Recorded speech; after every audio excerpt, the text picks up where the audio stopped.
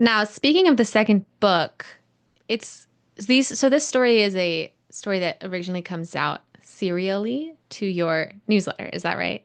Yes, I wanted to put it out as a serial because I had done a kind of like a reenactment of The Woman in White. If I don't know if you're familiar with this book, but it had come out in a serialized format in 1861, I think, Okay. in all the year round, which was Charles Dickens's like serial newspaper journal, and then also came out in Harper's Weekly. And it was so much fun to read this story piece by piece, and then it had these illustrations, and I was just really inspired by that. And so I wanted to do that for this book because I knew it was way too long. Turned into two books.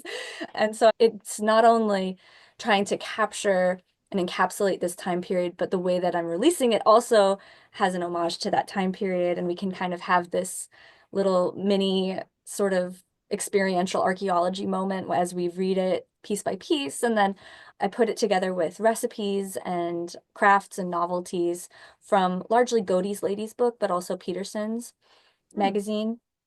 So they're authentic to the period, and you kind of get this, you have this little experience, right? Along with getting to read the story.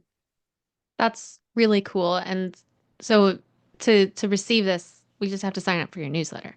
Yeah, if you want to participate in the second serialization, all you got to do is sign up for the newsletter. I will point out though that the second book does not stand alone. It does not make sense without the first. Okay. Yeah. And so in terms of serial publication, does it change the way you write the story? Like, have you written the entire story and edited it and now you're just releasing it? Or are you writing for each? Okay, it's done and you're just releasing it in the serial.